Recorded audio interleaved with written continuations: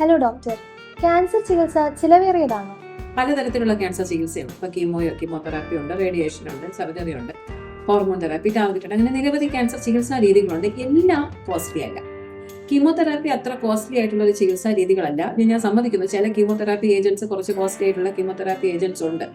എന്നാൽ മിക്കവാറുമുള്ള കീമോതെറാപ്പി മരുന്നുകൾ അത്ര കോസ്റ്റ്ലി ആയിട്ടുള്ളതല്ല.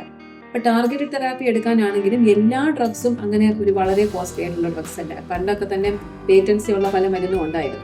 ഇപ്പൊ പേറ്റൻസി എല്ലാം പോയിട്ട് ഇപ്പൊ പല ജനറിക് ബ്രാൻഡ്സും ഇപ്പൊ അവൈലബിൾ ആയിട്ടുണ്ട്. അതൊന്നും വലിയ വിലയുള്ളതല്ല. അപ്പൊ നമ്മളിപ്പോൾ ബ്രസ്റ്റ് ക്യാൻസറിന് ഉപയോഗിക്കുന്ന പല ടാർഗറ്റഡ് തെറാപ്പിയും എല്ലാ ആൾക്കാർക്കും അഫോർഡ് ചെയ്യാൻ പറ്റുന്ന രീതിയിലുള്ള ടാർഗറ്റഡ് തെറാപ്പിയാണ് യൂസ് ചെയ്യുന്നത്. ഇപ്പോൾ ഓവേറിയൻ ക്യാൻസർ, അണ്ടാശയ ക്യാൻസറിനും ഇപ്പോൾ ടാർഗറ്റഡ് തെറാപ്പി അപ്രൂവ്ഡ് ആണ്. ആ ടാർഗറ്റഡ് തെറാപ്പി ഇപ്പോൾ ജനറിക് ബ്രാൻഡ്സ് അവൈലബിൾ ആണ്. വില കുറഞ്ഞ രീതിയിൽ നമുക്ക് കിട്ടുകയും ചെയ്യുന്നു. അപ്പോൾ എല്ലാം കോസ്റ്റ്ലി ആണ്. ഹോർമോൺ തെറാപ്പിക്ക് ചിലവ് ഉള്ള ചികിത്സയല്ല. മിക്ക ഹോർമോൺ ചികിത്സയ്ക്കും കാര്യമായ ചിലവ് വരില്ല. പക്ഷെ ഞാൻ സമ്മതിക്കുന്നു, ഇമ്മ്യൂണോ തെറാപ്പി കുറച്ച് കോസ്റ്റ്ലി ആയിട്ടുള്ള ചികിത്സാ രീതിയാണ്.